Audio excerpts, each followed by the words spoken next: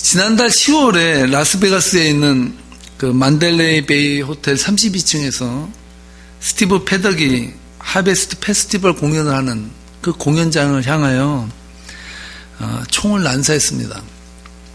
이 총기 난사 사건으로 59명이 사망하고 또 527명이 부상을 당하는 미국 역사상 최악의 총기 난사 사건으로 기록되었습니다. 이 사건이 있은 후 한 달여 만에 이 악몽이 채 가시기도 전에 텍사스 시골 도시의 조용한 마을에 주일 예배를 드리는 교회에 교환이 들어와서 중무장을 한 더빈 패드릭 켈리라는 사람이 총을 난사했습니다. 그 26명의 성도들이 목숨을 잃었습니다. 교회에서 그것도 예배 중에 총기 난사 사건이 일어났다는 그 사실도 마음이 아프고 18개월 된 아이로부터 많게는 77살 먹은 노인분들까지 그렇게 무참하게 죽었다는 그 사실이 너무나도 마음이 아프면서 마음속에 이런 생각이 드는 거예요. 미국이 왜 이러나. 정말 이것이 하나님의 축복을 받은 그 미국이란 나라의 그 민낯인가라는 생각을 제가 해봤습니다. 통계에 의하면요, 최근 12년 동안에 총기 사고로 죽은 사망자 수가 에이즈와 약물 그리고 아프간 또한 이라크에서 사망한 군인의 숫자를 더한 숫자보다 더 많았다고 합니다. 2015년 미국 통계를 보면요, 교통사고 사망자 수는 32,000여 명이었고 총기 사고 사망자 수는 33,000명으로 처음으로 교통사고로 죽은 사람들보다 총기 사고로 죽은 사람이 많아졌다는 거죠. 돈만 있으면 기관총도 살 수 있는 나라의 비극 아닙니까? 오바마 대통령이 총기 테러가 일어날 때마다 총기를 규제하자고 그렇게 목소리 높여 호소해도 공화당의 그 다수는 꿈쩍도 안 합니다. 막대한 돈으로 로비를 하는 총기상의 압력에 이런 호소들은 별 소용이 없었습니다. 이런 거죠. 내 자신의 생명을 지키기 위해서 총기를 없애려고 하지 말고 너도 총기를 사서 너를 보호해라. 이것이 오늘 이 총기를 바라보는 미국 사회의 모습이라고 볼 수가 있습니다. 미국은 더 이상 자유와 정의로 움직이는 나라가 아니라 어떻게 보면 돈과 권력으로 움직이는 그런 나라가 되었습니다. 돈이고 정의고 권력이 힘이라는 그런 사실 앞에서 무참히 죽어가는, 총기로 죽어가는 사람들을 그냥 보는 현실, 그리고 그 아픈 현실을 바라보면서 일주일이면 모든 아픔이 잊어져 가고 그냥 또 사라져 가고 또 하루가 또 시작되고 우리는 그런 일상을 지금 반복하고 있습니다. 요즘 트럼프 대통령이 강한 미국을 강조하면서 아시안 국가 순방을 지금 하지 않습니까? 순방하면서 그가 연설에서 이러한 주요 골자를 얘기합니다. 우리를 시험하지 말라.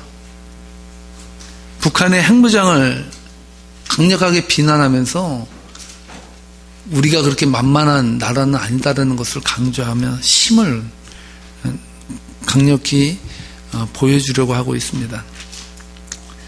만약 북한이 핵으로 장난을 친다면 곧바로 응징하겠다는 의지를 표명한 것이죠. 누구도 미국 본토를 향해서 어떠한 폭력도 가할 수 없다라고 말하고 있습니다. 저는요, 근데 이번 총기 사건과 트럼프의 아시안 순방길에서 했던 연설들을 쭉 들어보면서 저는 이런 생각이 드는 거예요. 밖으로만 적이 침투해서 철통같이 지켜서 방어하면 뭐하냐는 거예요. 속으로는 전쟁터같이 기관총이 난사되는 이 현실 앞에서 밖에만 열심히 지키면 뭐하냐는 거예요. 저도 미국에 살지만 우리가 바로 알고 바로 말할 건 말해야 되는 것이죠. 미국이 위대하다라고 말합니다. 근데 솔직히 말해서 미국이 위대한 것입니까? 하나님의 은혜 아니에요? 청교도들의 그 목숨을 건, 죽음을 건 신앙 안에서 살겠다고 하는 몸부림의 그 신앙 위에서 세워진 미국을 하나님의 은혜로 축복했지 미국이 위대해서 축복해 준 건 절대 아니에요. 착각하지 말아야 되는 거예요. 강할수록 위대할수록 겸손할 필요가 있습니다. 미국이 지금까지 세계를 리드할 수 있었던 것은 강함에도 불구하고 약자들에 대한 배려를 잊지 않고 상식이 통하는 정치와 외교를 했기 때문에 많은 다른 나라로부터 존경을 받고 부강한 나라로 인정을 받은 것이지, 힘을 함부로 사용해가지고 힘으로 눌러서 다른 나라에게 존경을 받은 것은 절대로 아닙니다. 무작정 강하다고 힘으로 밀어붙이고 약자를 무시하고 강자의 권리를 주장한다면 자연적으로 적을 만들고 살아갈 수밖에 없습니다. 이것을 전문 용어로 갑질이라고 합니다. 한국 사회를 떠들썩하게 했던 최순실 사건 여러분 잘 알지 않습니까? 이 최순실 사건 때문에 젊은이들의 가슴이 무너졌다 그래요. 왜 무너졌는지 아십니까? 최순실의 딸 정유라가 그 삼성이라는 그 대기업에 등을 업고 말을 산 것만 말 3마리가 20억이 넘어요. 싸게는 8억이고 큰 거는 아주 명마 좋은 말은 10몇 억씩 주고, 그것을 이 최순실의 딸 정유라에게 대기업 삼성이 사준 거예요. 그냥 사주겠습니까? 거기에는 무슨 검은 커넥션이 없겠습니까? 최순실의 딸 정유라가 올린 페이스북 글이 화제가 되었는데 2014년 12월 3일에 쓴 글에 이렇게 쓰고 있습니다. 능력 없으면 니네 부모를 원망해. 우리 부모 가지고 감나라 배나라 하지 말고 돈도 실력이야. 불만 있으면 너도 종목을 갈아타 승마로. 남의 욕하기 바쁘니 아무리 다른 거 한들 어디 성공하겠니? 이렇게 썼다라고 합니다. 이 정유라의 여파 때문인지 모르겠는데요, 요즘 젊은이들의 미래에 대한 꿈이 바뀌었다고 합니다. 요즘 젊은이들 미래 꿈이 뭔지 아십니까? 건물주. 그것도 맞는 말 같은데, 요즘 젊은이들의 꿈이 재벌 2세라고 합니다. 그런데 그 밑에 뭐라고 썼냐면요, 나는 꿈이 재벌 2세인데 우리 부모가 노력을 안 한다는 거예요. 재벌이 되려고 하질 않는 거야. 이 정유라 때문에 생긴 기현상이에요. 젊은이들도 나도 한번 노력 안 하고 우리 부모 덕에 한번 재벌 2세 돼보고 싶다는 거예요. 돈 한번 만져보고 싶다.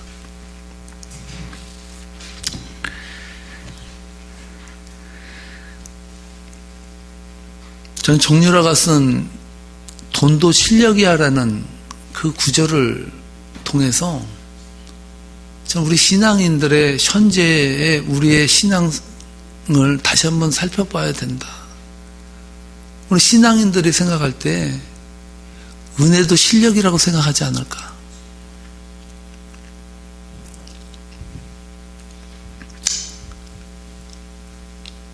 돈도 실력이 되어버린 세상에서 은혜라고 실력이라는 교만한 생각이 들지 않겠습니까? 은혜도 실력이다. 그런 생각이 은연중에 우리들에게 들어올 수 있다는 거예요. 내가 은혜를 받는 것도 내가 실력이 있고 하나님 앞에 인정받고 능력이 있으니까 받는 거지라는 생각. 오늘 그 생각을 다시 한번 우리는 돌아봐야 된다. 오늘 본문은요, 이스라엘 백성들이 할례 유월절을 통해서 길갈에서 부어주신 하나님의 은혜를 충만히 받았어요. 너무나 깊게 받았어요. 전 길갈이 그렇게 은혜의 땅이고 축복의 땅이고 정말 이스라엘 백성들을 그토록 깊게 회복한 땅인 줄 몰랐어요. 엄청난 은혜가 길갈에서 임했습니다. 하나님의 은혜를 충만히 누리고 난 후에 이스라엘 백성들의 영적 리더 여호수아에게 한 사건이 일어났어요. 오늘 본문은 그 사건을 우리들에게 이야기해 주거든. 함께 13절 말씀을 읽어보도록 하겠습니다. 여호수아가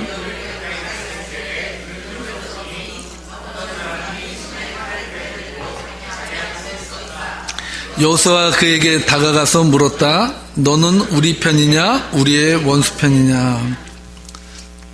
저 오늘 본문 13절 말씀을 읽으면서 제 눈에 확 들어온 구절이 있는데, 그 구절은 여호수아가 여리고에 가까이 갔을 때, 바로 그 구절입니다.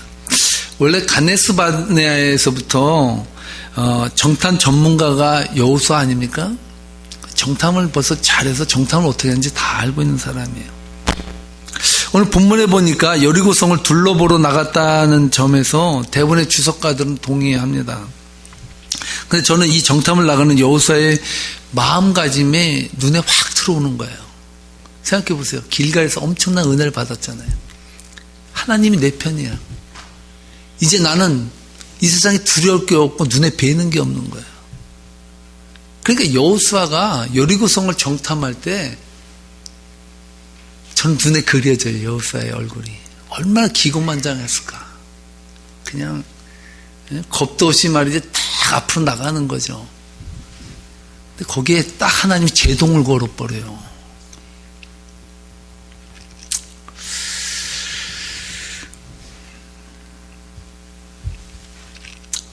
여호와의 사자가, 여호와의 군대 장관이 큰 칼을 빼들고 나타난 것이죠. 기고만장했던 여호수아가 갑자기 칼을 빼어든 사람을 보고 깜짝 놀라서 한 말이 뭡니까? 너 누구 편이냐는 거죠. 아무튼 말은 되지 않는 것 같은데요. 우리나라 사람들이 아마 여호수아의 핏줄을 타고 나지 않았을까 이런 생각을 해요. 우리 한국 사람들은요, 제일 좋아하는 종목이 오재미나 콩쥐팥쥐가 아니라 편가르기라고 저는 생각합니다.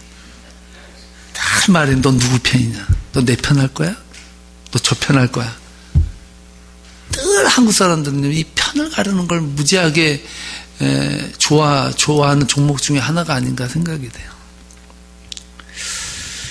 좋은 사람인가 나쁜 사람인가 하는 관계없이 내 편이냐 네 편인가로 따져가는 이분법적인 사고를 우리가 가지고 살아간다는 것. 그것은 불행입니다. 하다못해 정치인들도 그 말 하잖아요. 이것저것 해서 자기하고 동조 안 하면 딱 하는 말이 뭡니까? 우리가 남이가! 이러면 또 하나로 된다는 거예요. 우리가 남이가 하면. 이때 군대 장관이요, 큰 칼을 빼들고 있는 모습을 하고 있을 때 여호수아가 너 누구 편이냐고 할 때 여호와의 군대 장관이 아주 기가 막힌 말을 해요. 14절에서 이렇게 말하는 거예요. 한번 읽어보겠습니다. 아니다. 나는 주님의 군사령관으로 여기에 왔다. 그러자 여호와는 얼굴을 땅에 대고 절을 한 다음에 그에게 물었다. 사령관님께서 이 부하에게 무슨 말씀을 하시렵니까? 무슨 코미디도 아니고. 여러분, 성경 말씀이 상당히 코믹하면서도 재밌어요. 그 감칠맛을 여러분 못 느껴서 그런데 아마 이렇게 제가 해석해주면 감칠맛을 다시 더 느낄 거예요. 생각해보세요. 너 누구 편이야? 하니까 여호와의 군대 장관이 뭐야? 아니다. 그런 거예요. 무슨 말이니까 난 누구 편도 아니다. 난 네 편도 아니고 저 가난한 사람 편도 아니다. 누구 편이에요? 그러면 나는 하나님의 군대 장관. 나는 하나님 편이다.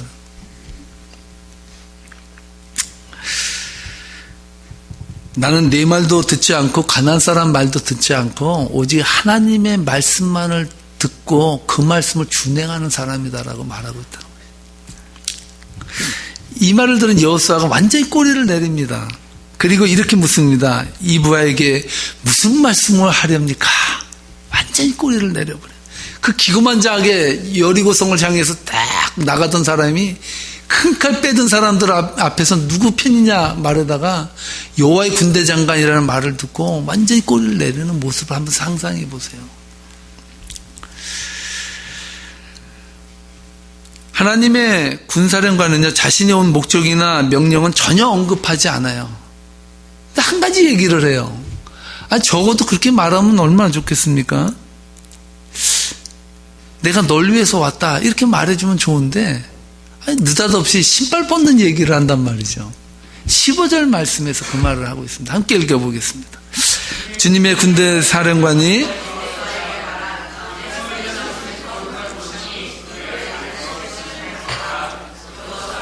그대로 하였다. 저는 이 모습 속에서 여호수아의 이미지가 구겨지는 소리가 들리는 거예요. 아니 그래도 이스라엘 백성을 이끄는 영적 리더인데 체면은 좀 살려줘야 되는 건 아닙니까? 야, 내가 너와 함께 싸우기 위해서, 노아를 도와주기 위해서 이렇게 큰 칼을 빼들고 너 앞에서 있으니까 걱정하지 마. 내가 있으니까 담대하게 여리고 성을 향해서 나가라. 이렇게 말해주면 땡큐 하면서 얼마나 좋겠습니까? 그러지 않아요. 완전히 리더인 여호수아의 자존심까지 깡그리 무너뜨리도록 신발까지 벗게 해버리세요. 많은 주사학자들이요, 왜 이 여호와의 군대 장관은 여호수아의 신발을 벗겼을까? 이걸 가지고요 주석에서 아주 장황하게 이 책 저 책 다 쓰고 있어요. 그 책들을 쭉 분류해 보면 딱 두 가지로 나눌 수 있더라고요. 첫 번째는 신발을 벗는 데는 의미가, 신발은 그 사람이 살아가는 삶의 자리라는 거죠. 그러니까 삶의 경험이 묻어 있고, 삶의 뭐라 그럴까요? 자신이 가지고 있는 어떤 특유의 그런 어떤 형태의 모습들을 가지고 있는데 그것을 벗으라고 말했다. 일리가 있습니다. 또 한 가지는 신발을 신고 다니는 것은 온갖 먼지를 다 뒤엎고 사는 거 아니에요. 네 마음 속에 있는, 네 생각 속에 있는 모든 죄를 벗어라라는 의미가 있어요. 물론 이 의미가 있어요. 근데 저는요, 그렇게 깊게까지 생각 안 해도 된다고 생각해요. 그것은 하나님, 나의 나된 것은 오직 하나님의 은혜입니다라는 고백이 나올 때까지 그냥 철저하게 낮추신 거예요. 이것이 이력이다, 경력이다, 그거 소용없어요. 그냥 철저히 인간 바닥으로 낮춰놓으신 하나님의 모습을 보게 되는 거예요. 여러분, 은혜는 받는 것도 중요한데 은혜는 받은 뒤가 더 중요해요. 받은 뒤에 그것을 감당 못하면 오히려 은혜가 화가 될 수가 있어요. 저는 제가 지난주에 큰딸이 태어났을 때 이야기를 했어요. 저는 사실 이렇게 민낯을 보이는 걸 좋아하는데 그런 말 안 해도 목회자로서 그 자존심도 없냐, 제 안에는 별걸 다 얘기한다, 그 딸 넣고 걱정한다고 하는 그 모습이 뭐가 좋다고 얘기하냐, 이렇게 말할 수 있어요. 제가 그 말씀 드리지 않았습니까? 제 딸이 태어났을 때 응야 하고 나왔는데 진짜 예쁘더라고요. 근데 저는 진짜 이 세상에서 제 딸만큼 예쁜 아기를 못 봤어요. 근데 다른 사람들이 다 예쁘다는 말을 안 하는 거예요. 전 진짜 작품이라고 생각했는데 얘기를 안 해. 근데 얘기를 안 한 이유를 우리 딸이 태어나고 5년 후에 알았습니다. 그때 사진을 보니까 곱각지가 씨였지 난자처럼 보이더라고요.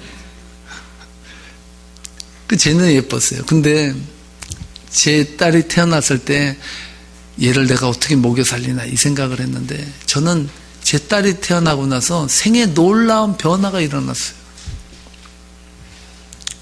어떤 변화냐면요, 저는 제 딸이 태어났을 때 조그만 구멍가게 같은 드랍스토어에 구식 셔츠 다리는 머신 그 3개짜리 있습니다. 엄청 힘들게 일을 해야 하나 나오는 그런 벤탄 머신이라는 것이 있었는데 그 셔츠 머신을 가지고 남의 집에 가서 빨래를 가져다가 빨아서 세탁해서 다려서 배달해주는 그 조그만 샵을 했어요.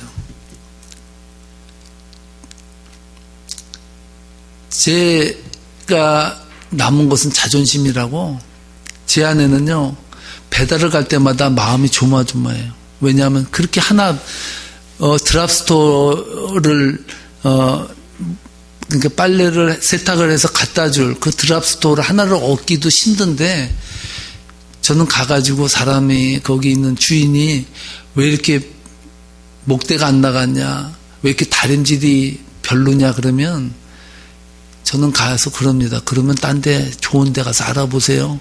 그리고 그냥 오는 거예요. 아니 먹고 살기도 힘든데 하나 잡기도 어려운데 가서 그리고 앉아있으니 제 아내가 남의 집에 저를 딜리버리 보내기를 겁내할 정도로 그랬거든요. 제 딸이 태어났습니다. 그런데 놀라운 일이 벌어졌는데 제가 드랍스토어에 빨래를 세탁물을 가지러 갔거든요. 그랬더니 나이 한 60 먹은 할아버지이신데 이분은 그 군대 장교 출신이래요. 완전히 뭐 명령조로 얘기하는 분이에요. 별사람 다 했거든요. 이분이 셔츠를 갖다 저한테 이렇게 던지면서 이러는 거예요. 이걸 셔츠라고 빨아왔냐고. 이 목에 때가 안 나가지 않았냐고 이러는 거예요. 제가 어떻게 했겠습니까? 딴 데 알아보세요. 안 하면 되죠. 이렇게 말하면 되잖아요. 제 딸이 태어나고 나서 우유값이 생각이 나더라고요. 그 사람이 저한테 집어던질 때 제가 어떻게 했는지 알아요? 죄송합니다. 제가 다시 한번 빨아볼게요.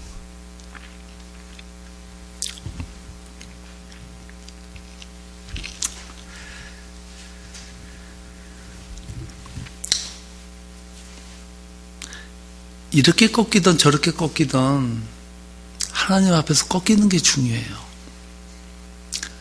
저는 그 장소에서 인간 김우창의 자존심은 하나님 앞에 내려놨다 그랬어요. 더 이상 내려놓을 자존심도 없어요. 세상적으로는 자존심 상해요.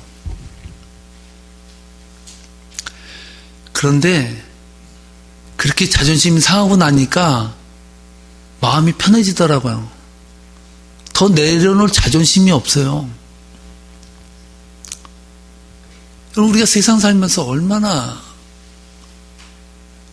자존심 때문에 괴롭습니까? 이 알량한 자존심 하나 우리는 지키기 위해서 목숨까지도 불사하는 것이 인생이 아니에요.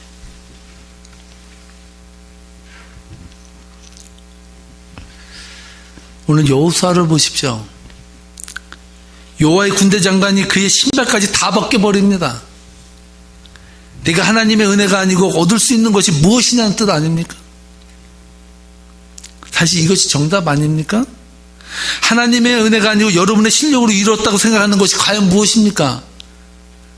하나님이 터치하시면 한순간에 다 날아갈 것들을 우리는 소유한 것이라고 생각하고 있지 않습니까? 하나님은 그냥 숨결 하나면 일으키기도 하고 죽이기도 하고 눕히기도 하고 낮추기도 하는 하나님의 능력 앞에서 우리가 내세울 게 무엇이 있습니까? 하나님 앞에 갈 때는 소꿉장단 놀다가 가는 것처럼 다 두고 가야 될 것들이에요. 이 은혜를 아는 자는 겸손해집니다. 가져도 겸손하고 없어도 겸손하고 건강해도 겸손하고 건강치 못해도 겸손합니다. 왜냐하면 정말 이 세상은 내심으로 누릴 수 있는 것은 하나도 없기 때문에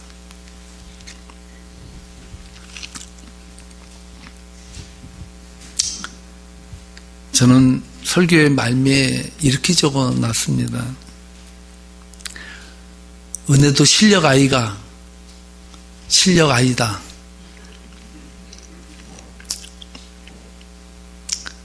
은혜는 우리의 실력으로 받은 게 아니에요. 십자가에서 주신 예수 그리스도의 보혈로 아무 공로 없이 받은 우리의 구원은 절대 실력이 아니에요. 어디서 이 실력을 자랑하지 마세요. 오늘 여호수아를 향해서 하나님은 철저히 길갈에서 받은 은혜로 말미암아 목이 빳빳해지는 여호수아를 향해서 내리치세요. 더 겸손해지라고. 사랑하는 성도 여러분, 우리는 이 은혜에, 이 능력에 대단히 깊은 은혜를 우리는 받은 사람들입니다. 더 겸손하게, 더 무릎 꿇고 하나님 앞에 나아가는 못된 성도님들 되시기를 주님의 이름으로 축복합니다. 기도하시겠습니다.